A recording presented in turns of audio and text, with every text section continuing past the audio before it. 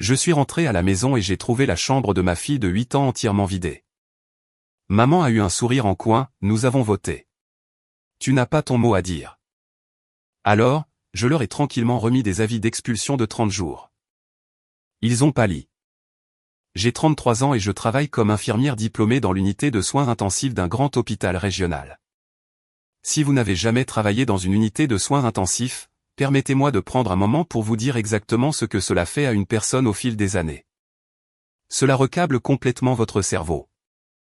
Vous passez 12, 14, parfois 16 heures par jour entièrement entouré par le bip aigu et persistant des moniteurs cardiaques, la lourde respiration mécanique et rythmique des ventilateurs de réanimation, et les moments les plus absolus, les plus terrifiants de la vie de parfaits inconnus.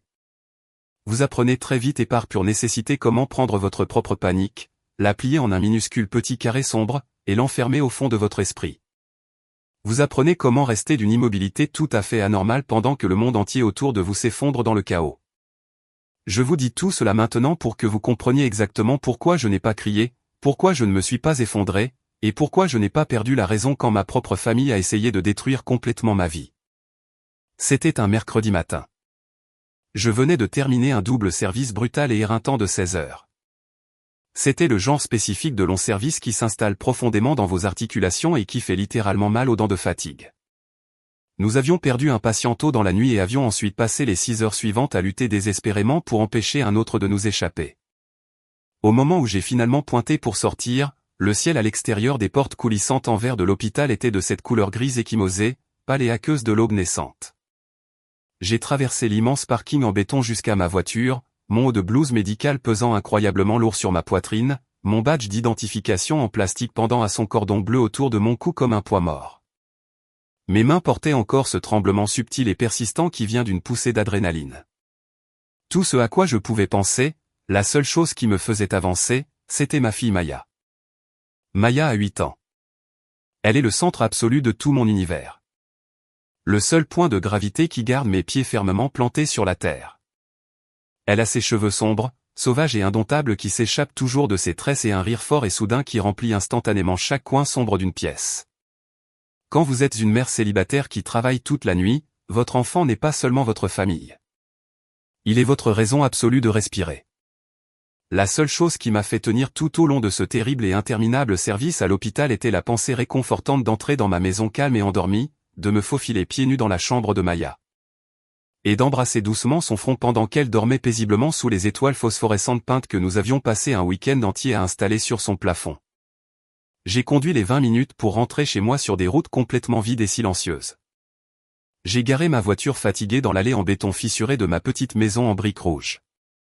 Ce n'était pas un manoir tentaculaire, et ce n'était certainement pas tout neuf, mais c'était à moi. Je l'avais acheté avec mes propres économies, et j'avais signé l'épaisse pile de documents hypothécaires de ma propre main. C'était le port sûr et impénétrable que j'avais construit à partir de rien pour Maya et moi-même. J'ai tourné la clé dans le contact, laissant le moteur s'éteindre, et j'ai pris une dernière respiration profonde et purificatrice de l'air frais du matin. J'étais tellement incroyablement prête à aller dormir. J'ai attrapé mon sac fourre-tout en toile sur le siège passager, j'ai verrouillé les portes de la voiture, et j'ai monté les marches de l'entrée, totalement impréparé au fait que le sanctuaire que j'avais construit était activement en train d'être démantelé de l'intérieur. J'ai déverrouillé la lourde porte d'entrée en bois, je l'ai poussée, et j'ai fait un pas dans mon couloir. Immédiatement, les poils à l'arrière de ma nuque se sont hérissés. J'ai su instantanément que quelque chose n'allait pas, profondément et fondamentalement. La maison était trop calme, mais ce n'était pas le calme paisible et reposant d'une maisonnée endormie. C'était un genre de calme lourd, occupé et plein d'attente. Et puis, il y a eu l'odeur. Elle m'a frappé avant même que je n'enlève mes chaussures. Ce n'était pas le parfum familier et réconfortant du café matinal que mon père préparait habituellement. Ce n'était pas non plus la douce odeur du shampoing à la fraise de Maya persistant après son bain de la veille. C'était la forte puanteur chimique et toxique d'un apprêt de peinture industrielle mélangé étroitement au son distinct et agressif d'un ruban adhésif d'emballage en plastique lourd violemment arraché d'un rouleau en carton. Mon estomac s'est serré en un nœud dur. Pendant une fraction de seconde terrible et haletante, une terreur froide m'a complètement envahi. J'ai sincèrement pensé que quelque chose d'horrible était arrivé à ma petite fille. J'ai laissé tomber mon lourd sac en toile sur le plancher, ignorant le bruit sourd qu'il a fait, et j'ai marché vite, courant presque dans l'étroit couloir droit vers la porte de sa chambre. Je me suis arrêté net sur le seuil de la chambre de Maya, et le souffle a complètement et entièrement quitté mes poumons. La pièce était absolument vide. Elle n'était pas juste en désordre.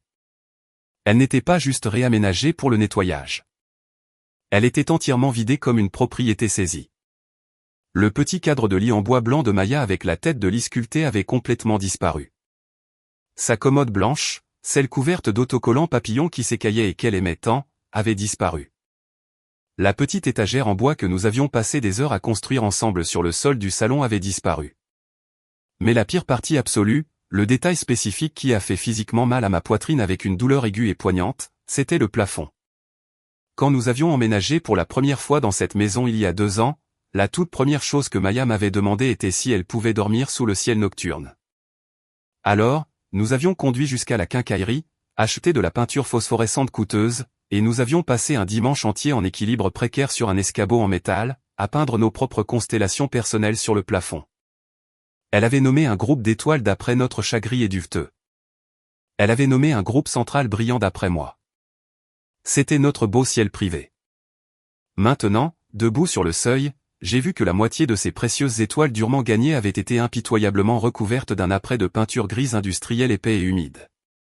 La peinture grise coulait légèrement en épaisse traînée, avalant notre beau ciel peint, effaçant la preuve qu'un enfant avait un jour vécu, rêvé et dormi dans cet espace. Agenouillée en plein milieu du parquet nu se trouvait ma sœur de 29 ans, Sienna. Elle tenait fermement dans sa main un dérouleur de ruban adhésif en plastique rouge robuste, scellant agressivement et bruyamment un grand carton de déménagement marron. Écrit sur le côté de la boîte au marqueur noir permanent épais, il y avait un seul mot, Maya. Dans le coin de la pièce, branché directement sur la prise murale et brillant déjà d'une lumière blanche éblouissante et dure, se trouvait l'immense et coûteuse lampe annulaire professionnelle de Sienna. Ma fille n'avait pas disparu. Elle n'avait pas été enlevée par des étrangers. Elle avait été systématiquement emballée et déménagée de sa propre chambre comme un meuble laid et indésirable. Avant même que je ne puisse ouvrir la bouche pour former une seule syllabe, une ombre sombre a bougé dans le couloir juste à côté de moi. Ma mère, Elena, s'est avancée et s'est arrêtée exactement parallèlement à mon épaule. Elle n'avait pas l'air coupable. Elle n'avait même pas l'air légèrement désolée. Elle se tenait parfaitement droite, sa posture rigide, ses bras fermement et défensivement croisés sur sa poitrine, et son menton levé haut dans cette posture arrogante et familière qu'elle adoptait toujours lorsqu'elle avait décidé qu'elle était la maîtresse absolue d'une situation. « Où est ma fille ?» ai-je demandé. Ma voix était très calme, à peine au-dessus d'un murmure. Les gens qui me connaissent vraiment comprennent que ma voix calme est la plus véritablement dangereuse. Ma mère n'a pas tressailli. Elle est avec son père pour quelques jours, a-t-elle dit, son ton vif, léger et entièrement pratique. Elle va parfaitement bien. Logan ne l'a pas vue depuis plus de 5 mois de toute façon. Il est toujours son père, Nora. J'ai lentement détourné le regard de ma mère. J'ai regardé la boîte en carton avec le nom de mon enfant écrit dessus comme si c'était des ordures. J'ai levé les yeux vers l'après gris humide détruisant ses étoiles peintes. Vous avez emballé sa chambre. Elena a levé le menton d'une fraction de pouce plus haut, tournant la tête pour me regarder droit dans les yeux avec une confiance absolue et terrifiante. Nous en avons discuté. Nous tous. Nous avons voté. Nora, tu n'as pas ton mot à dire. Sienna n'a même pas arrêté de sceller la boîte. Elle a tiré le dérouleur de ruban adhésif avec un autre son de déchirure fort. C'est en fait une très bonne pièce pour filmer, a dit ma petite sœur, sans même prendre la peine de lever les yeux vers moi. La lumière naturelle ici est tout simplement incroyable l'après-midi. J'ai rejoué ces mots exacts dans ma tête 1 millier de fois depuis ce matin-là. Nous avons voté. Tu n'as pas ton mot à dire. Dit directement en face de moi, debout dans le couloir de la maison dont j'étais légalement propriétaire, concernant la fille de 8 ans que j'élevais entièrement toute seule. Prononcé par les personnes même qui vivaient actuellement sous mon toit de manière totalement gratuite. C'est le moment exact où la société et certainement ma famille s'attendaient à une explosion massive. Ils s'attendaient pleinement à ce qu'une mère fatiguée et stressée commence à crier à plein poumon, à se précipiter en avant et à attraper le rouleau de peinture humide pour le jeter violemment contre le mur. À faire voler le dérouleur de ruban adhésif des mains de sa sœur privilégiée d'une gifle, à perdre complètement et totalement la raison. Je n'ai fait aucune de ces choses. Voici une vérité fondamentale et salvatrice que j'ai apprise en travaillant dans la salle de traumatologie. Quand absolument tout autour de vous est en feu, vous ne jetez pas plus de carburant dans les flammes. Vous ralentissez votre respiration. Vous posez des questions spécifiques et calculées. Vous rassemblez les faits concrets avant de toucher à quoi que ce soit. Je connaissais ma mère mieux que quiconque. Elle se nourrissait du chaos dramatique. Elle voulait désespérément que je crie. Elle voulait que je devienne détraqué et hystérique pour pouvoir secouer la tête avec pitié, regarder les voisins et dire « Regardez la pauvre Nora, instable et épuisée. Elle est tellement dramatique. » C'est une très bonne chose que je sois ici pour gérer la famille et faire les choix difficiles. J'ai absolument refusé de lui donner cette satisfaction. J'ai très calmement tendu la main et posé mes lourdes clés de voiture sur le rebord en bois de la fenêtre. J'ai légèrement tourné mon corps pour faire entièrement face à ma mère. Quand Maya est-elle partie, ai-je demandé, gardant mon expression faciale complètement vide. Hier après-midi, a répondu ma mère doucement, ayant l'air légèrement déçue que je ne pleure pas. Juste après la fin de l'école primaire, Logan a conduit jusqu'ici et l'a récupéré. Est-ce que quelqu'un dans cette maison a essayé de m'appeler, ai-je demandé, gardant ma voix entièrement plate, dénuée de toute fluctuation émotionnelle. Nous avons essayé, a-t-elle dit, agitant une main de manière dédaigneuse en l'air comme si mon travail exigeant n'était qu'un inconvénient. Tu n'as pas répondu à ton téléphone, Nora. Quelqu'un devait prendre les choses en main et penser au côté pratique des choses. Le côté pratique. Mon esprit est devenu brièvement blanc d'une rage absolue, mais je l'ai repoussé dans cette boîte verrouillée. Le côté pratique, c'était ma fille de 8 ans confiée à un père négligent dont elle se souvenait à peine, simplement parce que 3 adultes vivant dans ma maison avaient décidé qu'ils voulaient une chambre supplémentaire pour un passe-temps ridicule. J'ai lentement regardé au-delà de ma mère, dirigeant mon regard le long du couloir et vers le salon ouvert. Mon père, Gavin, était assis juste là dans son fauteuil inclinable marron usé. Il regardait droit devant lui les nouvelles du matin à la télévision, absolument figé, ne faisant pas le moindre bruit. Il avait entendu chaque mot de cet échange, et il choisissait activement le silence complet. Il n'était devenu rien de plus qu'un vide en forme d'homme occupant de l'espace dans ma maison. Je n'ai pas ressenti de rage brûlante et bruyante. La rage est chaude, rapide et finalement stupide. Ce que j'ai senti se répandre dans mes veines était tout à fait différent. C'était la sensation distincte d'une lourde porte en acier massif se fermant quelque part au fond de ma poitrine très doucement et se verrouillant avec un clic lourd et final. D'accord, ai-je dit. Juste ce seul mot. Merci d'avoir expliqué la situation. J'ai tourné le dos à ma mère, je suis sorti directement par la porte d'entrée dans l'air du matin, et je me suis réinstallé à la place du conducteur de ma voiture. J'avais un appel téléphonique à passer, et j'avais une petite fille à ramener à la maison. Pour vraiment comprendre l'audace absolue et hallucinante de ce que ma famille a décidé de faire ce mercredi matin, vous devez vraiment comprendre l'histoire de la façon dont nous avons tous fini par vivre ensemble dans cette maison spécifique. Je ne suis pas né avec un fonds en fiducie, et on ne m'a certainement pas donné d'argent. Quand mon ex-mari Logan et moi avons finalisé notre divorce, Maya avait à peine 2 ans. Logan a essentiellement passé la porte d'entrée avec rien d'autre qu'un sac de sport en toile plein de vêtements et une promesse vague et vide d'envoyer occasionnellement une carte d'anniversaire par la poste. Il n'était pas un monstre activement mauvais ou malveillant, mais il était d'une paresse chronique époustouflante. À partir du moment où le juge a signé ses papiers de divorce, ce n'était plus que Maya et moi contre le reste du monde. Je me suis assise à la table de ma cuisine un soir et j'ai établi un plan rigoureux et infrangible sur 10 ans. J'ai immédiatement demandé un transfert permanent à l'équipe de nuit à l'hôpital uniquement parce que la prime de nuit était légèrement supérieure par heure. J'ai travaillé chaque jour férié important quand les autres infirmières voulaient être chez elles avec leur famille. J'ai travaillé des week-ends consécutifs, et j'ai accepté avec empressement chaque service supplémentaire terrible et épuisant que l'infirmière en chef m'offrait. Pendant que mes amis, qui étaient encore dans la vingtaine, allaient dans des dîners coûteux, faisaient des voyages le week-end et achetaient de nouveaux vêtements. J'étais assise seule à manger des sandwichs au beurre de cacahuètes bon marché dans la salle de repos de l'hôpital éclairée au néon à 3:00 du matin. J'ai économisé chaque dollar de rechange que je pouvais rassembler, le plaçant dans un compte d'épargne à haut rendement que je traitais comme un coffre-fort sacré et intouchable. Il y a 2 ans, toutes ces nuits blanches atroces, tous ces doubles services, et toutes ces fêtes manquées se sont finalement matérialisées en une épaisse pile de documents de clôture légaux et un lourd jeu de clés en laiton. J'ai acheté la maison sur Coldwater Lane. Elle avait définitivement un porche avant en bois de travers. Le toit avait besoin de quelques réparations mineures, et elle comportait une cuisine exiguë avec des sols en linoléum qui n'avaient pas été modernisés depuis la fin des années 1980. Mais je m'en fichais absolument. C'était à moi. C'était la toute première chose significative dans toute ma vie qui était complètement, légalement et indéniablement à moi. Je me souviens vivement du jour exact où nous avons finalement emménagé. La maison était complètement vide, résonnant à chaque pas.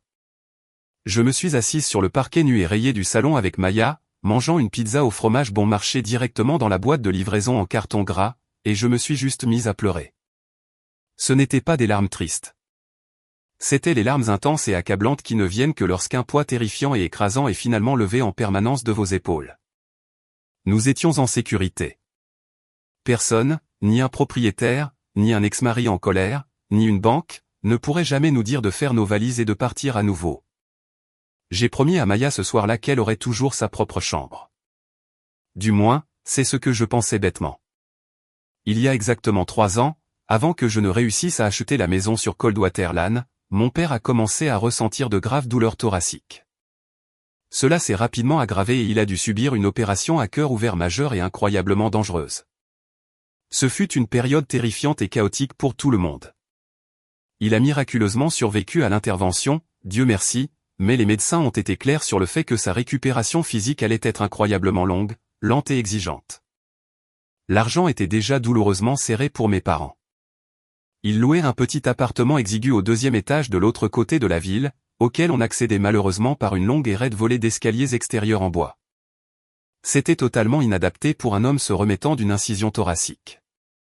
Ma mère m'a appelé tard un mardi soir, sa voix exceptionnellement tremblante et pleine de larmes retenues. Nora, a-t-elle plaidé doucement. Pourrions-nous éventuellement venir rester avec toi juste pour quelques courts mois? Juste jusqu'à ce que ton père soit enfin remis sur pied et puisse gérer les escaliers. Je suis une infirmière diplômée. Prendre soin des autres est littéralement inscrit dans mon sang et ma profession. Et au-delà de ça, c'étaient mes parents. Bien sûr, sans une seconde de réflexion, j'ai dit oui. Ma jeune sœur, Sienna, a immédiatement décidé qu'elle devait emménager dans ma chambre d'amis aussi, prétendant qu'elle venait pour aider au rétablissement de papa.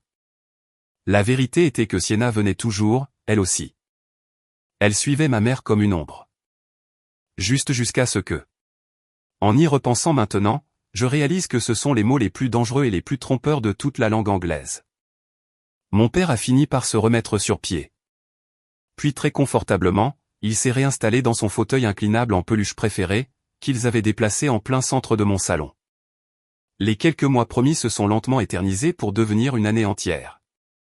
Une année s'est silencieusement transformée en 2 ans. Au moment où j'ai conclu l'achat de la maison sur Coldwater Lane, ils ont simplement emballé leurs cartons et ont emménagé dans la nouvelle maison avec moi. Personne n'a jamais mentionné faire une valise pour partir. Personne n'a jamais abordé le sujet de la recherche d'un nouvel appartement au rez-de-chaussée. Ils ont simplement coulé dans ma maison et rempli tout l'espace vide et silencieux, s'étendant comme de l'eau, se déplaçant régulièrement vers un point bas. Je les laissais faire. J'étais profondément épuisé d'essayer de maintenir en vie des patients critiques à l'hôpital tout en essayant simultanément d'être une mère parfaite et présente pour Maya à la maison. Je n'avais tout simplement pas l'énergie émotionnelle ou physique d'initier une confrontation massive. Cette acceptation passive a été ma toute première erreur fatale. Voici la réalité insidieuse de la façon dont une maison cesse d'être la vôtre sans qu'un seul document légal ne soit jamais signé ou modifié. Cela ne se produit pas du jour au lendemain. Cela se produit par incréments microscopiques, presque invisibles. Cela a commencé dans la cuisine. La toute première semaine dans la nouvelle maison, ma mère a complètement réorganisé tous mes placards supérieurs pour que les tasses à café soient placées exactement là où elle les préférait. Le 2e mois, elle a audacieusement retiré mon calendrier de travail personnel de l'avant du réfrigérateur et l'a remplacé par son propre calendrier floral. Ensuite, la meilleure chaise, la plus confortable de la table à manger en bois, est officiellement devenue la chaise désignée de mon père, et c'est devenu une règle tacite et rigide que personne d'autre n'était jamais autorisé à s'y asseoir. Au début de la 2e année, ma mère avait développé un tout nouveau mot préféré. Elle l'utilisait constamment, l'appliquant à absolument tout pour justifier rapidement sa prise de contrôle lente et régulière de ma vie. Le mot était famille. Nous ne tenons absolument pas de compte dans cette famille, déclarait-elle chaleureusement, tout en tenant silencieusement et impitoyablement un compte mental rigide de chaque minuscule erreur que je faisais. Nous partageons absolument tout dans cette famille, annonçait-elle joyeusement, tout en chargeant simultanément son assiette avec les courses de première qualité coûteuses que j'avais soigneusement achetées en utilisant mon argent d'heures supplémentaires durement gagné. Elle prononçait le mot famille exactement de la même manière qu'un prêtre dévot prononce une sainte prière, agissant comme si le simple fait de prononcer le mot à voix haute rendait ses actions égoïstes saintes, correctes et complètement immunisées contre toute critique logique. Et je ravalais ma frustration montante chaque jour parce que quand vous êtes éveillé depuis 13 heures d'affilée à gérer des compressions thoraciques brutales et des parents en deuil, vous n'avez tout simplement pas l'énergie de commencer une dispute de cris dans votre cuisine sur le placement des tasses à café. Ensuite, bien sûr, il y avait le problème croissant de ma jeune sœur Sienna. Sienna avait 29 ans, était chroniquement au chômage, et fermement convaincue qu'elle était destinée à une superstar de l'Internet massive et lucrative. Elle avait agressivement atteint le plafond d'une carte de crédit pour acheter une lampe annulaire professionnelle surdimensionnée, un trépied d'appareil photo en aluminium coûteux. Et elle remplissait constamment le stockage de son smartphone avec des vidéos interminables et ennuyeuses que absolument personne sur Internet ne regardait réellement. Elle appelait sa marque de style de vie personnelle Maison et Harmonie. Elle passait régulièrement 3 ou 4 heures à installer son équipement photo en plein milieu de mon salon, bloquant toute la circulation normale de la maisonnée. Elle se filmait en train de plier mes serviettes de bain propres avec une lenteur élaborée et ridicule, parlant doucement et d'une voix haletante dans un minuscule microphone cravate de l'importance de l'intention quotidienne et de la vie esthétique en pleine conscience. Son compte de médias sociaux possédait exactement 400 abonnés. Je suis à peu près certaine qu'au moins 3 de ses abonnés dévoués n'étaient que des amis âgés de ma mère de son club de bridge du week-end. Malgré son manque total et absolu de public réel, les exigences vocales de Sienna pour sa marque imaginaire ne faisaient que devenir plus fortes et plus insistantes. J'ai juste vraiment besoin d'un vrai espace dédié. Elle soupirait de manière dramatique, marchant lentement dans les couloirs étroits de ma petite maison. J'ai besoin d'un vrai espace pour filmer mon contenu. J'ai besoin d'un environnement professionnel pour vraiment développer la marque. Chaque fois qu'elle prononçait ce discours, ses yeux dérivaient toujours avec faim le long du couloir du fond. Elle regardait la superficie de ma maison exactement de la même manière qu'un conducteur agressif et privilégié regarde une place de parking de choix qu'il a la ferme intention de voler. Le mardi soir juste avant mon double service brutal.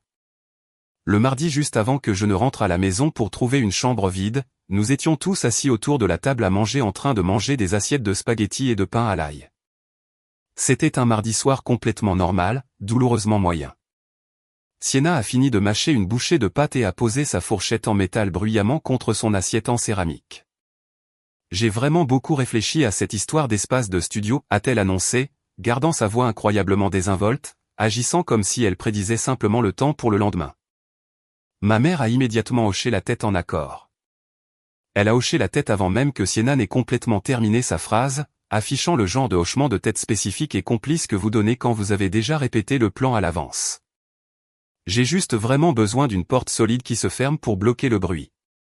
Et j'ai besoin d'une bonne lumière naturelle pour la caméra, a continué Sienna, écartant largement les mains comme si elle présentait une proposition commerciale parfaitement logique. Les yeux rivés directement sur le couloir du fond. La chambre de Maya est honnêtement parfaite pour ça. J'ai arrêté de mâcher.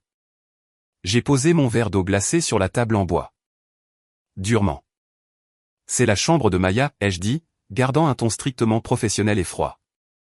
C'est une chambre immense et massive pour une toute petite enfant, a répliqué Sienna, levant les yeux au ciel de manière dramatique. Et elle y est à peine pendant le milieu de la journée de toute façon. Maya était assise juste là sur le tapis du salon, à peine à 10 pieds de là, construisant un petit fort avec les coussins du canapé, faisant très fort semblant de ne pas écouter les adultes. Mais les enfants écoutent absolument toujours. Elle a 8 ans, ai-je lâché, ma patience s'effilochant finalement sur les bords. Elle est censée être assise à un bureau à l'école primaire pendant la journée. La réponse est absolument non.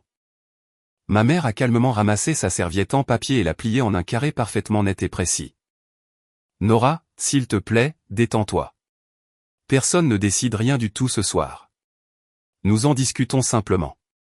En tant que famille. C'est là. L'arme magique.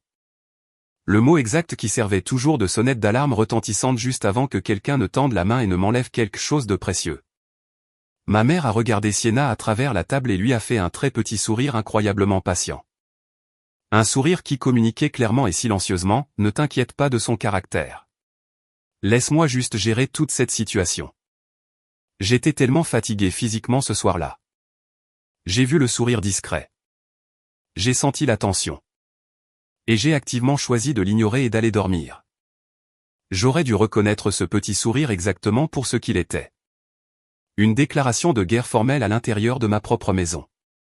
Assise seule à la place du conducteur de ma voiture garée devant ma propre maison avec l'odeur chimique agressive de l'enfance effacée de ma fille persistant encore fortement dans mon nez. J'ai sorti mon téléphone portable de ma poche. J'ai glissé le doigt sur l'écran et j'ai composé le seul numéro de téléphone qui comptait réellement en ce moment. Logan. Il a répondu à l'appel à la deuxième sonnerie, ayant immédiatement l'air sur la défensive et nerveux avant même que je n'ai eu la chance de prononcer un seul mot. Nora. Salut. Waouh. J'étais justement sur le point de t'appeler. En arrière-plan, coupant à travers la friture de la connexion derrière les acclamations fortes et odieuses d'un match de sport joué sur sa télévision, je pouvais entendre un son terrible et distinct. Le silence absolu. Habituellement, quand Maya est heureuse et à l'aise, elle parle constamment. Elle bavarde sans fin sur les insectes qu'elle a trouvés sur le trottoir, sur ses amis à l'école, sur les intrigues de ses dessins animés préférés. Le silence complet et absolu de ma fille de 8 ans est une alarme incendie clignotante et hurlante.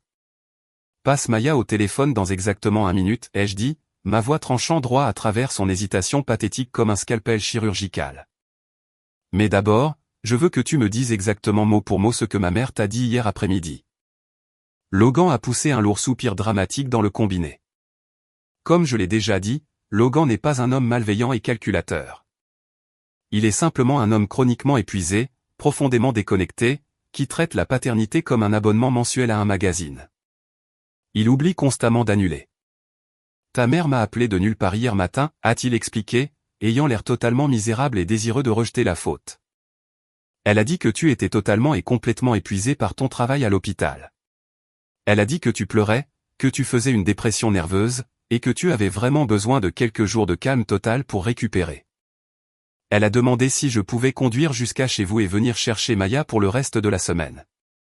Elle a fait en sorte que ça ressemble entièrement à ton idée, Nora. Comme si tu avais tout organisé et lui avais juste demandé de passer l'appel. Je n'ai rien organisé, Logan. Rien. Il y a eu une très longue et lourde pause coupable sur la ligne. Je me doutais un peu que quelque chose n'allait pas. A-t-il admis doucement, la honte évidente dans son ton. Maya a pleuré pendant tout le trajet de 45 minutes jusqu'à mon appartement. Elle n'arrêtait pas de demander encore et encore quand tu viendrais la chercher. Honnêtement, je ne savais pas quoi lui dire pour qu'elle s'arrête. J'ai fermé les yeux fermement. J'ai appuyé l'arrière de ma tête contre l'appui-tête de la voiture et je me suis concentré sur ma respiration. Inspirer pendant 4 secondes, retenir pendant 4 secondes. Expirer pendant 4 secondes. C'est la technique de respiration exacte que j'utilise pour guider les patients terrifiés à travers des attaques de panique sévères. Ce n'est pas de ta faute, lui ai-je dit. Et honnêtement, à ce moment précis, je le pensais vraiment. Il était un imbécile, mais il était un imbécile qui avait été habilement manipulé par une professionnelle chevronnée. On t'a complètement menti. Je passe la vitesse sur ma voiture et je conduis pour venir la chercher tout de suite. N'essaie pas de faire ses valises. N'essaie pas de m'arrêter. Bien sûr, oui, absolument, a répondu Logan rapidement, et je pouvais entendre de manière vivace le soulagement accablant et désespéré s'infiltrer dans sa voix. Honnêtement, Nora, je l'aime vraiment, mais je ne peux pas faire des trucs de père à plein temps en ce moment. Je ne suis tout simplement pas équipé pour ça. Je ne l'ai jamais été. Au moins, l'homme était enfin honnête au sujet de ses propres échecs massifs. Ma mère, dans son infinie sagesse tordue et son soi-disant sens pratique, avait volontairement remis mon enfant vulnérable à la seule personne qui avait explicitement et à maintes reprises dit au monde entier qu'il n'était pas capable de la garder en sécurité. Laisse-moi lui parler tout de suite, ai-je exigé. J'ai entendu les pas lourds de Logan marcher à travers la pièce de son appartement. Je l'ai entendu appeler doucement son nom. Puis j'ai entendu le petit bruit de glissement de ses chaussettes sur le sol et le téléphone a été maladroitement passé. Maman. La douce voix de Maya a tremblé à travers le haut-parleur, frêle, confuse, et absolument terrifiée. Salut, mon doux bébé, ai-je dit. J'ai forcé chaque once de peur, d'épuisement et de colère bouillonnante à disparaître complètement de ma voix. J'ai rendu mon ton aussi chaleureux, brillant et ordinaire qu'un dimanche matin ensoleillé. J'ai entendu dire que tu faisais une soirée pyjama surprise de folie dans l'appartement de papa. Je ne veux pas dormir ici, a-t-elle sangloté, les larmes perçant enfin. Je veux rentrer à la maison tout de suite. Tante Sienna a mis toutes mes affaires préférées dans une boîte marron, maman. Je sais, bébé. Je sais qu'elle l'a fait. Est-ce que tu portes tes chaussures en ce moment? Oui. C'est bien, ma fille. Je mets ma ceinture de sécurité à 7 secondes exactes. Tu l'entends? J'ai tiré la ceinture de sécurité en nylon sur ma poitrine et j'ai cliqué la lourde boucle en métal juste à côté du microphone du téléphone pour qu'elle puisse entendre le clic sec. Un petit hoquet à queue ressemblant à un rire a traversé le haut-parleur. Oui, je l'ai entendu. Je suis à exactement 45 minutes d'ici.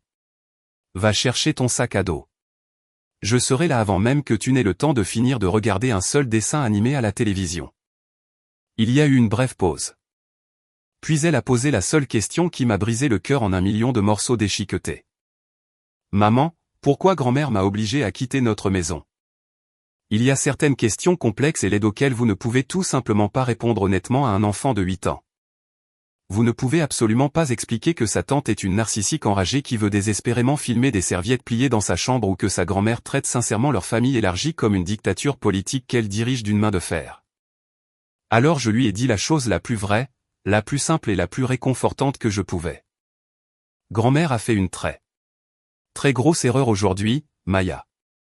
Les grandes personnes font de graves erreurs parfois, elles aussi. Mais réparer les choses cassées, c'est mon travail.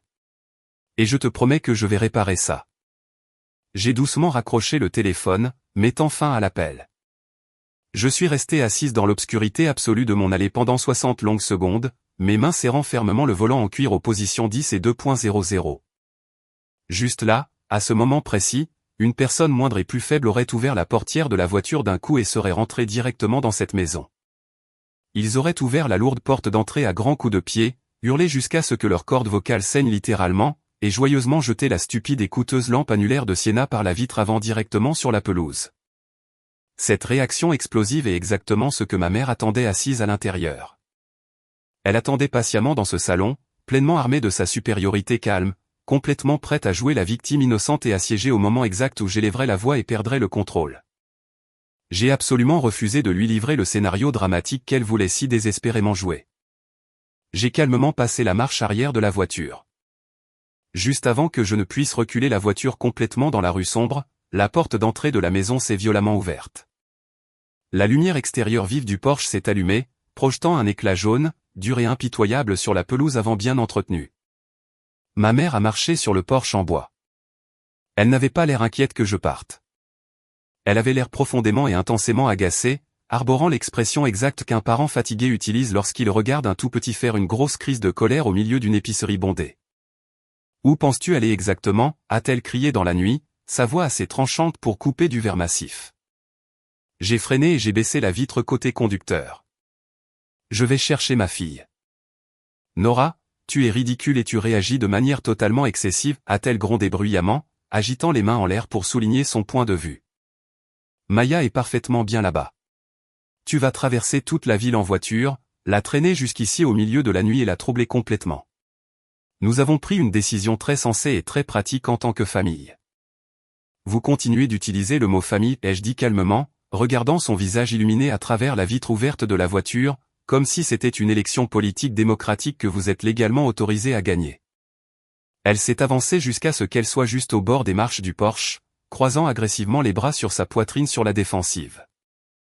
C'est une élection, Nora. Regarde les chiffres. Nous sommes 4. Tu es toute seule. C'est exactement comme ça que fonctionnent les votes dans le monde réel, chérie. Elle a réellement dit ces mathématiques brutales à voix haute. Elle a fièrement et sans honte compté la lâcheté silencieuse et pathétique de mon père, l'ambition aveugle et incroyablement égoïste de ma sœur. Et l'absence négligente et distante de mon ex-mari comme 3 votes valides et indéniables contre le droit fondamental de mon propre enfant à dormir dans son propre lit, dans sa propre maison. J'ai regardé ma mère debout là, sous la lumière jaune. Je l'ai vue complètement, véritablement, pour ce qu'elle était. Pour la toute première fois en 33 ans, l'illusion imposante de son autorité maternelle absolue s'est évaporée complètement dans les airs. Je n'ai pas crié. Je n'ai pas maudit son nom. Nous parlerons de ça à mon retour, ai-je dit, gardant ma voix incroyablement égale. Et puis j'ai simplement appuyé sur le bouton pour remonter la vitre, j'ai appuyé sur la pédale d'accélérateur, et je suis parti alors qu'elle se tenait encore sur le porche en bois, la bouche grande ouverte en plein milieu de sa phrase arrogante suivante. C'est, je l'ai récemment découvert, la façon la plus incroyablement et profondément satisfaisante de mettre fin instantanément à une conversation avec une personne sévèrement arrogante. Le trajet de 45 minutes à travers la ville jusqu'au complexe d'appartements de Logan m'a donné beaucoup de temps calme pour penser. Et penser clairement et stratégiquement est exactement ce que je fais de mieux quand les alarmes médicales d'urgence sonnent dans ma tête. Ma mère croyait vraiment, profondément, qu'elle détenait tout le pouvoir réel dans cette dynamique. Mais avoir une conviction forte et détenir le pouvoir réel ne sont pas du tout la même chose. Une personne très confiante peut simuler avec succès la différence entre les deux pendant très longtemps, mais finalement le mur dur de la réalité vous rattrape. Que possédait-elle réellement? Elle n'avait absolument aucun nom écrit sur un quelconque document légal. Elle payait exactement 0 par mois en loyer ou en facture de service public. Elle n'avait jamais signé d'accord de location contraignant. Elle n'était rien de plus qu'une invitée tolérée à long terme qui avait simplement pris beaucoup trop ses aises, agissant exactement de la façon dont un invité le fait jusqu'au moment exact où il décide bêtement qu'il a l'autorité légale de voter sur la propriété de vos meubles. Que possédais-je réellement? Je possédais un dossier cartonné ordinaire et sans prétention, solidement verrouillé dans le tiroir du bas de ma commode de chambre. Quand j'ai finalement garé ma voiture dans le parking bondé de l'immense complexe d'appartements de Logan, je n'ai même pas eu le temps nécessaire de mettre la boîte de vitesse sur la position parking. La lourde porte d'entrée en verre de son immeuble s'est violemment ouverte. Maya a couru sur le béton, son petit sac à dos d'école jaune rebondissant sauvagement contre ses petites épaules. Elle a sprinté sur le trottoir et a jeté tout le poids de son corps dans mes bras avec tellement de force désespérée qu'elle m'a presque fait basculer entièrement en arrière sur le trottoir dur. Je suis tombé à genoux, j'ai enroulé mes deux bras solidement autour d'elle, et je l'ai tenue incroyablement serrée contre ma poitrine. J'ai enfoui mon visage dans ses cheveux sombres et en bataille, sentant le parfum familier de son shampoing et j'ai senti son petit cœur terrifié battre à tout rompre contre mes côtes comme un oiseau pris au piège. Elle pleurait si fort qu'elle tremblait activement. Logan se tenait maladroitement dans l'embrasure illuminée de la porte de l'immeuble, gardant les mains dans ses poches, ayant l'air intensément pris entre une culpabilité accablante et écrasante et le soulagement massif et indéniable que son bref passage en tant que parent à plein temps soit. Terminé. Il s'est lentement avancé vers la voiture. Je suis vraiment sincèrement désolé, Nora, a-t-il marmonné doucement, baissant les yeux vers ses baskets au lieu d'établir un contact visuel, d'avoir cru à son histoire folle.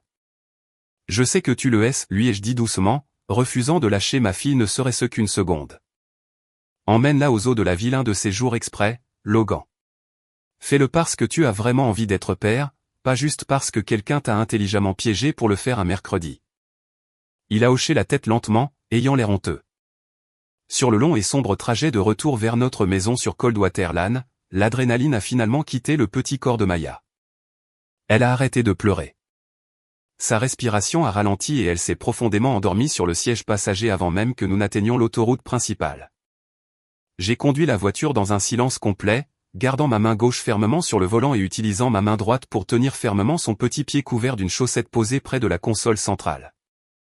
J'avais autant besoin du contact physique qu'elle pour prouver que nous étions enfin de nouveau réunis. C'est à ce moment précis et déterminant que les représailles planifiées se sont parfaitement solidifiées dans mon esprit. Je n'allais absolument pas m'engager dans un concours de cris avec ma famille. Se battre verbalement est bruyant, incroyablement désordonné et finalement indigne. Cela laisse place à l'interprétation et à l'argumentation. Ce que j'allais livrer à ma famille était une correction permanente.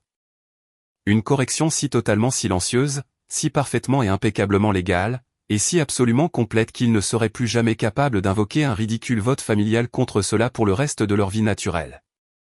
Mais avant de pouvoir exécuter une quelconque forme de plan, j'avais besoin de faits absolus et indéniables. J'avais besoin de savoir exactement où je me situais aux yeux impartiaux de la loi. Et pour cela, j'allais devoir passer un appel téléphonique spécifique le lendemain matin. Un appel que je n'aurais jamais, dans mes rêves les plus fous, imaginé passer contre ma propre chair et mon propre sang. J'ai porté le corps endormi de Maya à l'intérieur de la maison à 11h00 ce soir-là. La maison entière était complètement sombre et entièrement silencieuse. J'ai dépassé les portes fermées de la chambre de mes parents et de la chambre de ma sœur, sans faire le moindre bruit. Puisque la belle chambre de Maya n'existait plus, je l'ai portée directement dans ma propre chambre et je l'ai doucement allongée sur mon matelas. J'ai remonté les lourdes couvertures jusqu'à son menton. Elle ne s'est pas réveillée. Elle a simplement soupiré et s'est retournée, se sentant enfin en sécurité.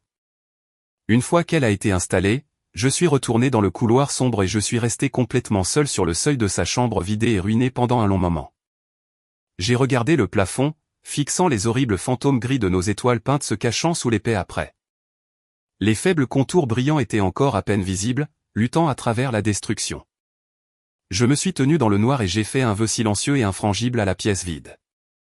Quiconque avait arrogamment décidé de faire cela au ciel peint d'une enfant de 8 ans allait apprendre douloureusement la sévère différence entre être une famille aimante et être de simples membres d'un foyer dans lequel ils vivaient par hasard. Et ils allaient apprendre cette leçon incroyablement dure très bientôt, de la manière publique la plus humiliante possible. J'ai tourné le dos au plafond gris, je suis allé dans ma chambre et j'ai verrouillé la porte derrière moi. Quand le soleil s'est finalement levé le lendemain matin, ma maison m'a offert une illusion maladivement parfaite de normalité absolue. C'était jeudi. Je suis sorti de ma chambre, laissant Maya manger joyeusement un bol de céréales sur mon lit tout en regardant des dessins animés sur ma tablette. Je suis entré dans la cuisine en m'attendant entièrement à une atmosphère tendue et affreuse. Au lieu de cela, l'odeur du beurre et du sirop d'érable remplissait l'air. Ma mère était debout devant la cuisinière, retournant joyeusement des pancakes dorés avec une spatule en plastique. Je me suis dirigé vers la cafetière et je me suis servi une grande tasse de café corsé. Je n'ai pas dit bonjour. Je me suis simplement appuyé contre le comptoir, soufflant la vapeur au-dessus de mon café, attendant de voir quel allait être leur prochain mouvement coordonné. Je n'ai pas eu à attendre très longtemps. Ma mère a mis une autre pile de pancakes dans une assiette, l'a posée sur le comptoir à côté de moi, puis a fait glisser avec désinvolture une brochure en papier glacé aux couleurs vives sur la surface lisse en granit. Le logo audacieux d'une grande banque nationale était imprimé juste sur la couverture. J'ai fait quelques petites recherches ce matin, a-t-elle dit d'un ton enjoué, gardant un ton léger et conversationnel. Savais-tu que si nous combinions les revenus de tout le monde sur papier, nous pourrions facilement refinancer toute cette maison? Nous pourrions obtenir un bien meilleur taux d'intérêt, retirer un peu d'argent pour le développement de la marque de Siena, et mettre toute la famille sur un pied d'égalité juridique. Cela rendrait incroyablement officiel le fait que nous sommes tous ensemble là-dedans. C'est en fait idiot que toute la charge financière repose uniquement sur tes épaules, Nora. Et si quelque chose de terrible t'arrivait à l'hôpital? Où serions-nous tous? J'ai regardé fixement la brochure bancaire sur papier glacé. J'ai senti un frisson glacial me parcourir violemment la colonne vertébrale. Donc, la chambre volée n'avait jamais été le but final. La chambre volée n'était que la scène d'ouverture. Le véritable objectif, la forme réelle du monstre caché sous le lit, c'était mon nom sur l'acte de propriété. Refinancer notre maison, ai-je répété, gardant mon ton parfaitement doux comme un thé faible et tiède. Exactement. Ma mère a souri chaleureusement. C'est tout simplement ce qui a le plus de sens pratique pour la famille. J'ai hoché la tête lentement, jouant soigneusement le rôle exact d'une femme fatiguée et conciliante absorbant un plan avec lequel elle pourrait être d'accord. À l'intérieur de ma poitrine, mon cœur battait à tout rompre contre mes côtes, mais mon visage est resté un masque illisible. Plus tard dans l'après-midi, la dernière pièce du puzzle est pratiquement tombée directement sur mes genoux. Siena était allée en voiture au magasin d'artisanat pour acheter du tissu de fond en velours coûteux pour l'ouverture grandiose de son studio samedi. Elle avait négligemment laissé sa tablette personnelle en charge sur l'îlot de la cuisine. L'écran était réglé pour ne jamais se verrouiller et il était actuellement allumé et grand ouvert sur une application de messagerie. Je ne suis généralement pas une personne qui fouille dans les appareils des autres. Je respecte la vie privée, mais le nom de la discussion de groupe tapé en lettres joyeuses et arrondies en haut de l'écran a attiré mon attention comme une sirène rouge clignotante. La discussion s'appelait la maison de la famille Gable, avec un petit émoji de maison en dessin animé.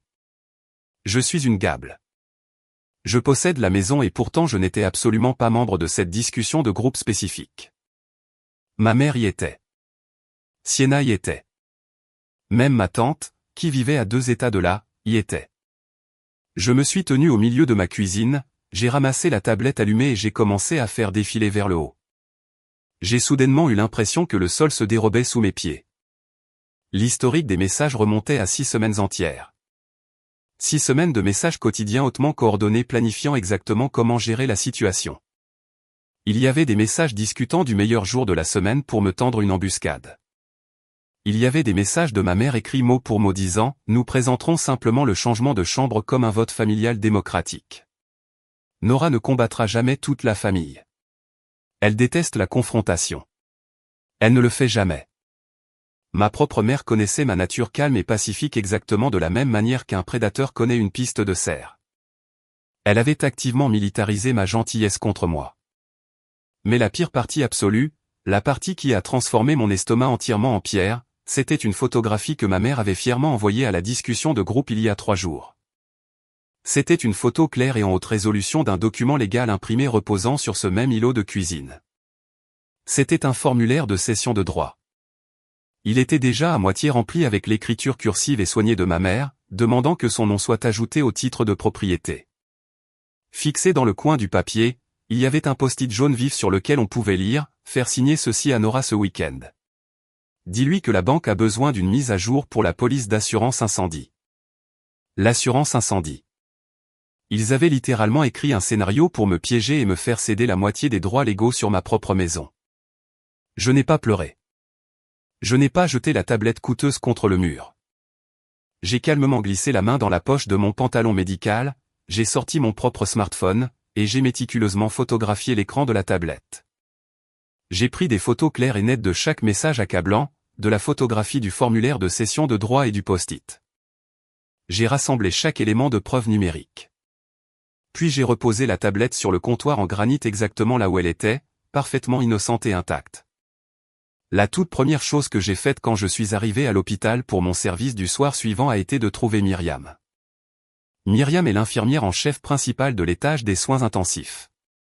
Elle a 61 ans, garde ses cheveux gris tirés en arrière dans une tresse stricte et sans fioriture, et n'a absolument aucune patience pour les bêtises de qui que ce soit. Elle a enterré 2 maris, a élevé avec succès 4 enfants farouchement indépendants, et a vu chaque tragédie que le monde a à offrir, au moins 2 fois. Si jamais vous avez besoin de la vérité froide, dure et sans vernis, vous allez voir Myriam. Je l'ai tirée dans la salle de réserve de médicaments vide et j'ai rapidement et discrètement expliqué toute la situation. Je lui ai parlé de la chambre, de l'enfant volé, du faux vote familial, de la discussion de groupe et de l'acte de cession de droit falsifié. Myriam n'a pas eu l'air choquée. Elle a juste secoué la tête lentement. La famille, a-t-elle répété, faisant sonner le mot exactement comme un diagnostic médical en phase terminale. Elle a plongé la main dans sa poche, a sorti un petit carnet, a gribouillé un nom et un numéro de téléphone, et a plaqué fermement le papier contre ma poitrine. Son nom est Vivian Mercé. Elle s'occupe des droits de propriété et des conflits familiaux. C'est un pitbull absolu qui porte des perles chères. Tu l'appelles tout de suite pendant ta pause déjeuner, et tu lui dis que c'est Myriam qui t'envoie. J'ai enregistré les informations de contact directement dans mon téléphone. Vivian Mercé, avocate à la cour. Plus tard cette nuit-là, pendant ma pause repas de 30 minutes, je suis sorti et je me suis assise seul dans ma voiture dans le parking sombre et vaste de l'hôpital avec les vitres bien remontées. J'ai composé le numéro. Vivian Mercé a répondu au téléphone elle-même. Elle avait une voix claire et tranchante qui imposait immédiatement un respect absolu. Je n'ai pas gaspillé son temps avec des larmes ou des divagations émotionnelles. Je lui ai raconté toute l'histoire de manière simple et chronologique en utilisant exactement le même ton clinique et organisé que j'utilise lors de la transmission du rapport d'un patient critique à un chirurgien pendant un changement d'équipe. J'ai expliqué que l'acte de propriété de la maison et l'hypothèque étaient entièrement et uniquement à mon nom. J'ai expliqué que mes parents et ma sœur vivaient avec moi depuis 3 ans, ne payaient absolument aucun loyer, et n'avaient jamais signé de contrat de location d'aucune sorte. J'ai détaillé le faux vote familial, le transfert non autorisé de ma fille à son père sans mon consentement, la découverte de la discussion de groupe secrète, et le mensonge frauduleux sur l'assurance incendie concernant l'acte de cession de droit. Vivian a gardé un silence total pendant que je parlais. Le seul son sur la ligne était le grattement faible et rythmique d'un stylo lourd contre un bloc-notes juridique. Quand j'ai enfin terminé l'histoire, elle m'a posé 3 questions très spécifiques et directes. Votre nom et absolument seul votre nom figure sur l'acte de propriété enregistré et sur le prêt hypothécaire ? Seulement le mien, ai-je confirmé. Ils ne vous ont jamais payé un seul dollar de loyer? Il n'y a pas d'accord écrit ou verbal concernant leur location? Rien. Pas un seul dollar, ai-je dit. Et l'enfant de 8 ans? Vous possédez la garde légale exclusive et principale? Garde exclusive, ai-je affirmé fermement. Son père a des droits de visite un week-end sur 2 qu'il ne prend presque jamais la peine d'utiliser. Je l'ai entendu poser le stylo sur son bureau. Très bien, Nora, écoutez-moi très attentivement. Voici la vérité légale absolue, et je veux que vous vous y accrochiez comme à un canot de sauvetage. Un vote familial n'a absolument aucun poids juridique. Aucun. C'est un concept totalement dénué de sens. Votre mère pourrait organiser un vote familial pour décider à qui appartient légalement la lune, et cela signifierait exactement la même chose devant un tribunal. J'ai laissé échapper un long souffle tremblant que j'avais l'impression d'avoir retenu dans mes poumons pendant 3 années entières. Légalement parlant, a continué Vivian, sa voix tranchante et autoritaire. Vos parents et votre sœur sont ceux que nous définissons dans l'État comme des licenciés. Ce sont simplement des invités que vous avez gracieusement autorisés à séjourner sur votre propriété. Vous avez le droit absolu de retirer cette permission à tout moment donné, à condition de leur donner le préavis écrit approprié légalement requis. Dans cet état, ils peuvent être formellement tenus de quitter les lieux dans les 30 jours. De plus, aucune grand-mère sur cette terre n'a le droit de décider unilatéralement où dort un enfant dont le parent a la garde. La remettre à son père sur la base d'un mensonge fabriqué concernant votre santé mentale est un dépassement massif. Cela seul est incroyablement grave. Donc, je ne suis pas folle, ai-je dit doucement, appuyant ma tête contre le volant. Vous n'êtes absolument pas folle, m'a assuré Vivian. Vous êtes la seule adulte vivant dans cette maison avec une véritable position légale tangible.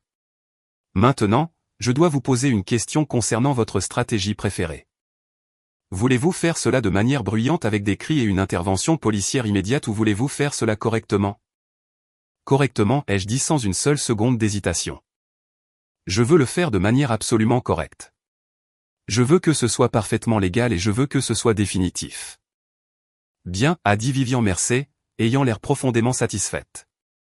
Alors mettons de l'ordre dans des documents juridiques contraignants. Maya s'est réveillée le lendemain matin en toute sécurité bordée dans mon grand lit. Pendant environ 4 secondes de bonheur, ses yeux ont papillonné et elle a complètement oublié que quelque chose n'allait pas. Puis la lourde réalité lui est retombée dessus et j'ai vu la lumière dans ses yeux s'éteindre.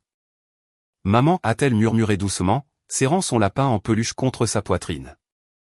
Est-ce que je peux s'il te plaît aller voir ma chambre? Juste un coup d'œil. J'avais désespérément espéré réparer les dégâts avant qu'elle ne doive les revoir, mais je n'en avais pas eu l'occasion. L'après-gris était toujours là. Les cartons étaient toujours emballés. Mais cacher une vérité difficile et laide à un enfant lui apprend généralement juste que les choses difficiles sont honteuses et doivent être gardées secrètes. Allons la regarder ensemble, ai-je dit, lui offrant ma main. Nous avons marché lentement dans le couloir et nous sommes tenus ensemble sur le seuil. Le beau lit blanc avait disparu. La commode avait disparu. L'immense lampe annulaire de Siena se tenait dans le coin comme une petite lune froide et artificielle. Et le plafond, notre beau ciel nocturne peint à la main, était à moitié avalé par l'après-grille et estrié. Aux endroits spécifiques où ma sœur avait précipitamment décollé les plus grandes étoiles autocollantes en plastique, la peinture du plafond s'était arrachée, laissant derrière elle des formes fantomatiques pâles et dentelées là où se trouvaient autrefois les étoiles les plus brillantes. Maya était très calme. Elle n'a pas pleuré cette fois-ci.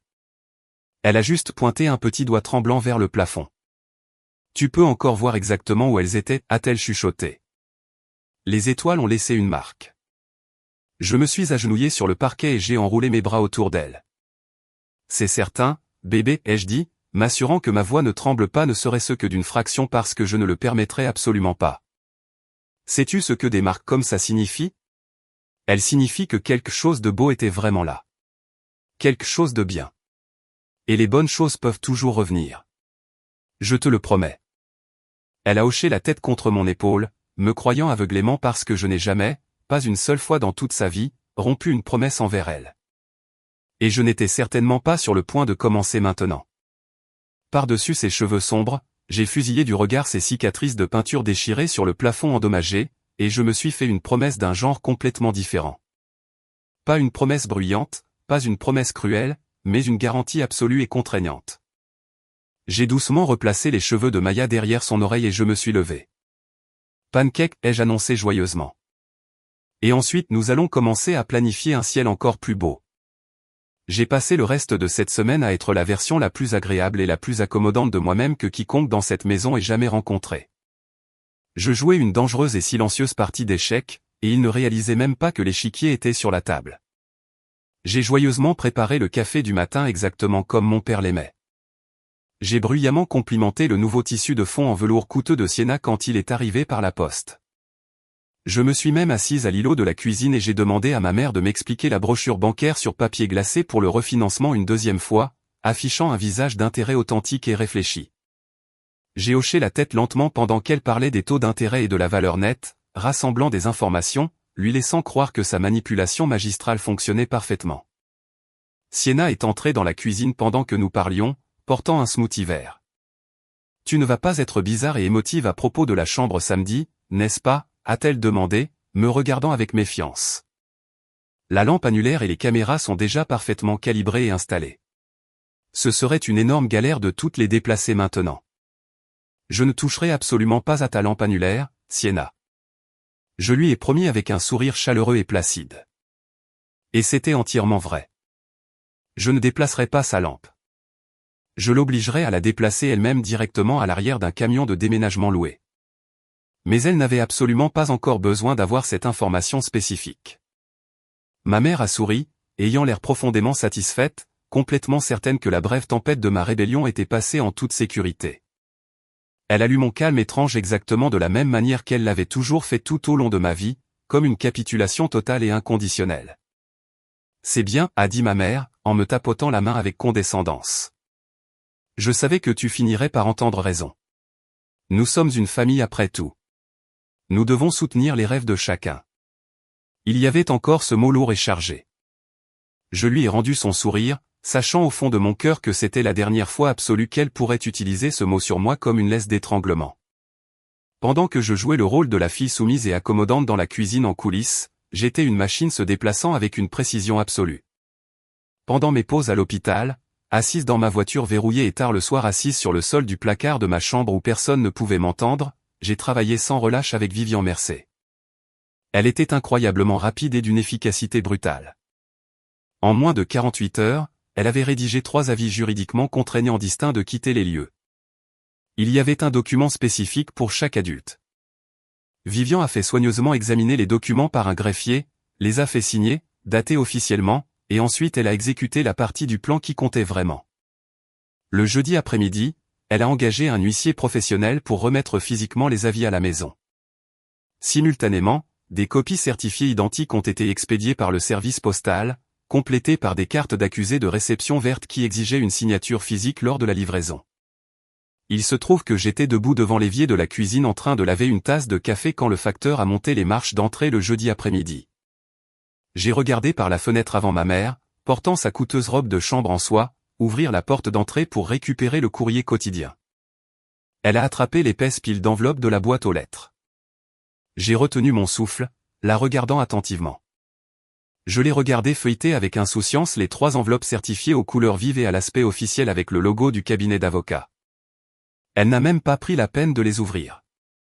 Elle était si profondément et intensément arrogante, si entièrement convaincue que son autorité absolue dans ma maison était inébranlable, qu'elle croyait sincèrement que rien d'officiel ou de menaçant ne pourrait jamais la viser. Elle a littéralement classé ses propres avis d'expulsion légaux dans la catégorie du courrier indésirable. Ce même après-midi, j'ai également signé numériquement une demande officielle de garde rédigée par Vivian. La demande établissait officiellement et légalement ce qui était déjà vrai dans la pratique, que je conservais la garde physique et légale absolue et exclusive de Maya, et que les droits de Logan étaient strictement limités à des visites supervisées qu'il devait officiellement demander. Ce document garantissait qu'aucune grand-mère, armée d'une fausse histoire sur une dépression nerveuse et d'une brochure bancaire sur papier glacé, ne pourrait jamais plus décider légalement où ma fille dormait ou avec qui elle restait. Vivian appelait de manière ludique cette double approche ceinture et bretelle. Je l'appelais plus jamais ça. Tout a été officiellement déposé auprès du greffier du comté. Tout était complètement et indéniablement légal. Tout a été exécuté dans un silence de mort absolu. Le vendredi soir, alors que la maison bourdonnait des préparatifs frénétiques de dernière minute de Sienna pour le lancement de son studio, Étant la seule personne debout à l'intérieur, je suis allé à ma commode. J'ai ouvert le tiroir du bas et j'ai sorti l'épais dossier en carton que Vivian m'avait donné. J'ai vérifié le contenu à 2 reprises, l'acte de propriété officiel avec mon nom inscrit comme seul propriétaire, les documents hypothécaires, les copies des 3 avis de quitter les lieux légalement signifiés, datés de jeudi, les documents de garde déposés. Et enfin les photographies haute résolution que j'avais prises de l'écran de la tablette de Sienna, clairement imprimées à la pharmacie locale. Les impressions montraient clairement les messages de la discussion de groupe, le formulaire de cession de droits falsifié, et le post-it de ma mère leur ordonnant de me mentir au sujet de l'assurance incendie. J'ai aligné les bords de la lourde pile de papier exactement de la manière dont j'aligne le dossier médical d'un patient à la fin d'un service. Demain, l'illusion de la famille allait violemment entrer en collision avec la réalité dure et impitoyable de la loi. Et c'est moi qui allais conduire le train. Le samedi matin est arrivé exactement de la même manière qu'une grosse tempête. L'air dans la maison semblait épais, lourd, et vibrait pratiquement d'une tension électrique. Je me suis réveillé avant tout le monde dans la maison. J'ai bu silencieusement une tasse de café noir, assise à l'îlot de la cuisine. Au bout du couloir, par la porte ouverte de la chambre ruinée de Maya, l'immense lampe annulaire de Sienna était déjà allumée. Elle brillait d'une intensité blanche, dure et éblouissante, chauffant pour son grand lancement sur Internet très attendu. Je suis retourné dans ma chambre et je me suis habillé. J'ai mis un jean foncé propre et repassé et un simple pull noir. Puis agissant entièrement sur un instinct viscéral spécifique, j'ai tendu la main et j'ai fermement accroché mon badge d'identification de l'hôpital directement sur mon col. Je savais que c'était mon jour de congé, mais une partie profonde et fondamentale de mon âme avait besoin d'entrer dans cette pièce en représentant exactement qui j'étais vraiment. À 10h00 du matin, ma petite maison était étonnamment pleine d'étrangers essayant désespérément d'être polis. Sienna avait réussi on ne sait comment à inviter 2 collaboratrices locales, des femmes de son âge, avec des coiffures parfaites et des téléphones portables coûteux. Elle avait également engagé un photographe indépendant nommé Devon, qui se promenait dans la maison en vérifiant constamment les angles de lumière en formant un petit carré avec ses mains. Madame Albright de la maison d'à côté est également venue. Elle portait ses beaux vêtements de l'église du dimanche et tenait un lourd plat en verre recouvert de papier d'aluminium parce que c'est exactement ce que font les bonnes voisines traditionnelles lorsqu'elles sont officiellement invitées à un événement qu'elles ne comprennent pas entièrement. Ma mère Elena était absolument radieuse. Elle était totalement dans son élément. Elle se déplaçait gracieusement à travers la petite foule dans le salon exactement comme une hôtesse fortunée lors du vernissage d'une galerie d'art exclusive. Elle n'arrêtait pas de poser fièrement une main sur l'épaule de Sienna, disant bruyamment à quiconque voulait l'entendre à propos du tout nouvel espace créatif de la famille et comment ils élargissaient leurs horizons ensemble. Mon père était assis silencieusement dans son fauteuil inclinable habituel, portant une chemise boutonnée propre, fixant le sol. Maya est restée complètement collée à ma jambe droite, tenant fermement son lapin en peluche sous un bras, regardant tous ces adultes bruyants remplir son espace sûr. « Oh, la voilà » a annoncé ma mère bruyamment quand elle m'a enfin vu marcher dans le couloir. Son sourire éclatant avait un tranchant incroyablement vif et condescendant. Nora a été si incroyablement d'un grand soutien dans le parcours de sa sœur. Elle ne manquerait ce lancement pour rien au monde. J'ai gardé le dossier en carton légèrement caché derrière ma hanche, le portant exactement de la façon dont vous portez un dossier médical que vous ne voulez pas qu'un patient nerveux lise pour le moment. Devon, le photographe engagé, a installé son équipement photographique coûteux près de la porte de la chambre de Maya, encadrant soigneusement la lampe annulaire brillante et le mur ruiné à moitié apprêté derrière elle. L'une des femmes collaboratrices roucoulait bruyamment sur la beauté de la lumière naturelle entrant par la fenêtre. Madame Albright, cependant, se tenait complètement immobile, un peu à l'écart du groupe, sentant avec l'intuition aiguisée d'une femme plus âgée que l'air tendu de la pièce ne correspondait absolument pas au grand sourire faux échangé.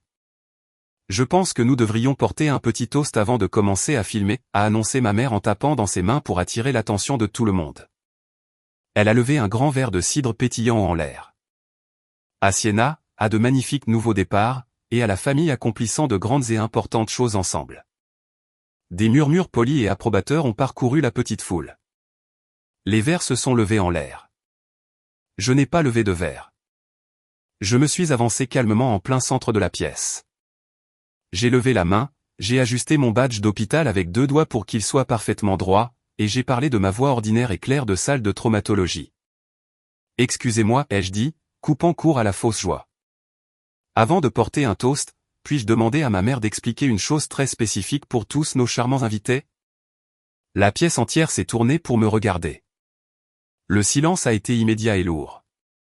Le sourire éclatant de ma mère est resté fermement en place, mais ses yeux se sont aiguisés en petits poignards dangereux. Bien sûr, chérie, a-t-elle dit, simulant magistralement la chaleur et la patience maternelle pour la compagnie réunie. Qu'est-ce que tu veux? Un petit silence inconfortable est descendu sur le salon. Devant, le photographe a lentement baissé son lourd appareil photo. Les deux femmes collaboratrices se sont rapidement jetées un coup d'œil, sentant le désastre imminent. Nora, je ne pense vraiment pas que nos invités aient besoin d'entendre tous les détails administratifs ennuyeux, a dit ma mère légèrement, tentant de balayer la question de la main. Oh, je pense que c'est une histoire magnifiquement inspirante sur la famille, ai-je répliqué, affichant un sourire poli et entièrement faux pour la pièce. Tu as dit fièrement que vous aviez procédé à un vote. S'il te plaît, dis aux invités exactement comment ce vote s'est déroulé. Je suis resté parfaitement immobile et je l'ai regardé calculer ses options. J'ai regardé son cerveau arrogant décider que le mouvement le plus confiant, le seul mouvement absolu qui correspondait au personnage de matriarche puissante qu'elle jouait actuellement pour le quartier, était de l'assumer complètement. Elle n'avait jamais, pas une seule fois dans mes 33 années de vie, reculé devant un défi devant un public. Elle a levé le menton exactement comme elle l'avait fait dans le couloir il y a 3 jours. Nous avons bien procédé à un vote familial, a-t-elle annoncé clairement à la pièce silencieuse, souriant fièrement. Nous sommes une famille incroyablement soudée. Nous prenons des décisions importantes ensemble, nous tous. Et oui, nous avons collectivement décidé que cette pièce servirait beaucoup mieux toute la famille en tant que studio professionnel de Siena. Elle a lentement tourné le sourire directement vers moi, le rendant aussi doux. Et c'était là. Elle avait fièrement prononcé les mots exacts à voix haute devant le photographe engagé, devant les femmes de la marque Internet, et plus important encore, devant Madame Albright, qui était devenue complètement et parfaitement immobile près du mur de la cuisine. Nous avons voté. Tu n'as pas ton mot à dire. Maintenant témoigné par 5 personnes, ai-je déclaré doucement. Merci. Je voulais juste être absolument certaine que c'est la version officielle de la réalité avec laquelle nous allons aujourd'hui. Ensuite, j'ai nonchalamment soulevé l'épais dossier en carton, je l'ai posé à plat sur la table à manger en bois, j'ai ouvert la couverture en carton, et j'ai sorti le tout premier morceau de papier légal. Je l'ai tenu haut pour que toute la pièce puisse le voir clairement, le présentant exactement de la même manière qu'un médecin montre un os cassé sur un cliché radiographique. Ce n'était pas une arme. C'était simplement un fait indéniable. Ce document spécifique est l'acte de propriété légale de cette maison officiellement enregistrée au palais de justice du comté il y a 2 ans, ai-je annoncé clairement. Il y a exactement un seul nom imprimé dessus. J'ai fait une pause, laissant le silence s'étirer. Le mien. Nora Gable. Absolument personne d'autre. Pas ma mère. Pas mon père. Pas ma sœur. Ma mère a laissé échapper un petit rire aigu et incroyablement faux. Ce n'est pas le cas, ai-je répondu, ma voix restant complètement plate et sans émotion. Un foyer est un sentiment agréable, mais légalement parlant, c'est un bien immobilier, et l'acte légal stipule qu'il m'appartient entièrement.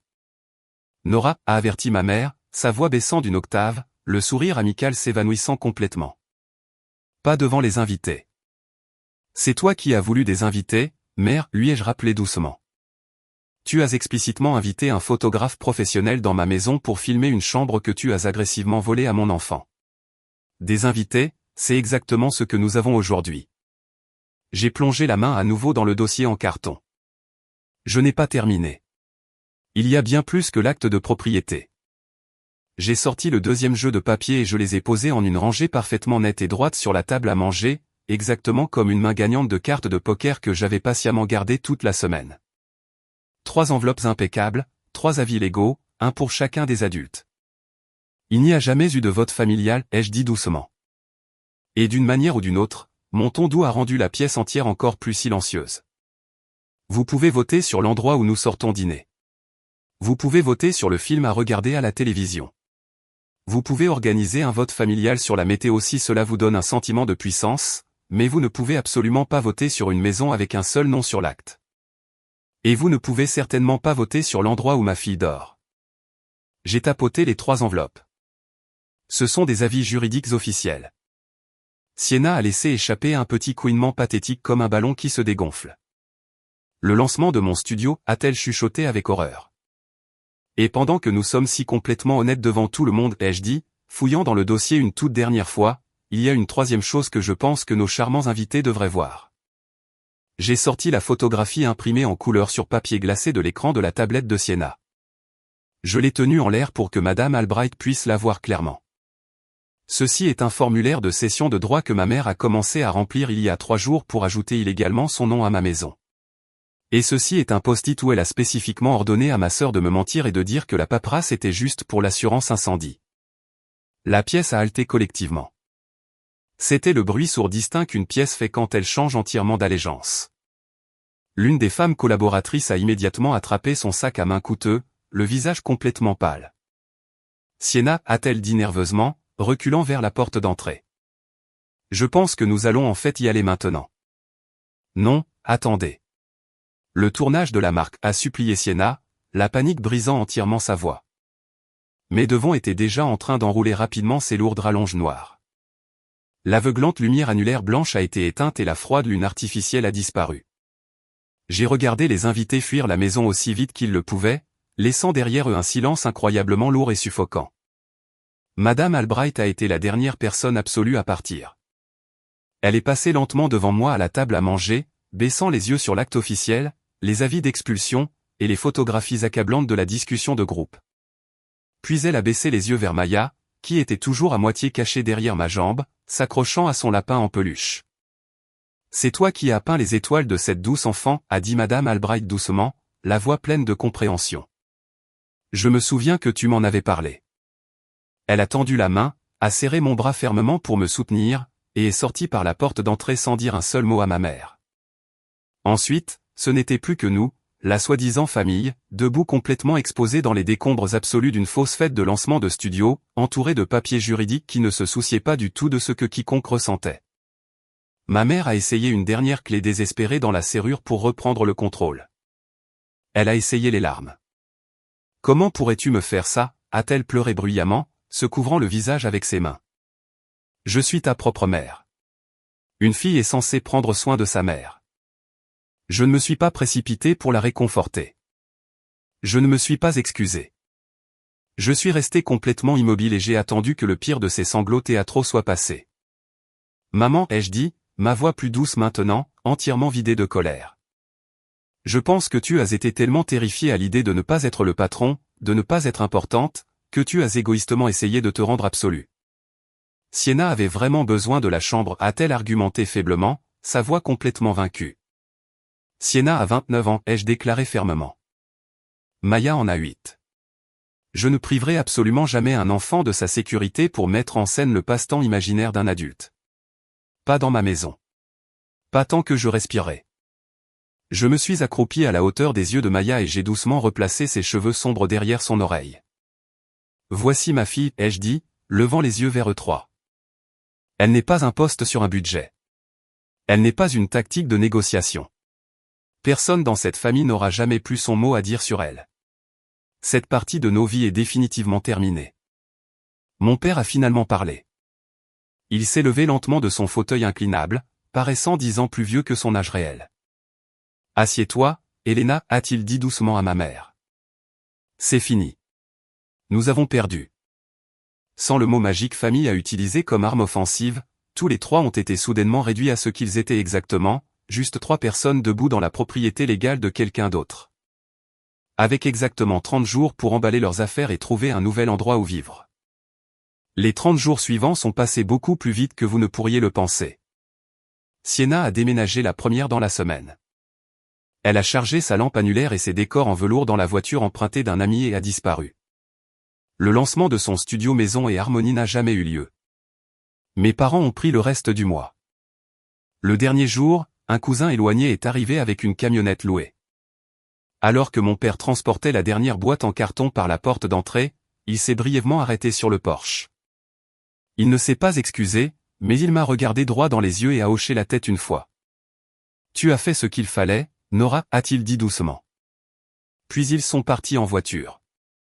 La maison était enfin calme d'une manière qu'elle n'avait pas été depuis plus de 3 longues années. Ce n'était pas un calme vide et solitaire. C'était un calme paisible et profondément protégé. Ce premier week-end libre, Maya et moi avons conduit jusqu'à la quincaillerie. Nous avons acheté 2 pots neufs de peinture phosphorescente de première qualité et un tout nouveau sachet d'étoiles en plastique. Nous avons passé une peinture blanche propre et éclatante entièrement sur le vilain après-gris. Et quand cela a finalement séché, nous avons passé tout le dimanche après-midi sur l'escabeau, à reconstruire notre beau ciel, étoile par étoile. Les gens pensent souvent à tort que la chose la plus forte et la plus puissante que vous puissiez faire lorsque vous subissez une injustice est de crier, de casser des choses, et de faire une scène massive. Ce n'est pas le cas. La chose absolument la plus forte que j'ai jamais faite de toute ma vie, je l'ai accomplie d'une voix douce et régulière, de boudin.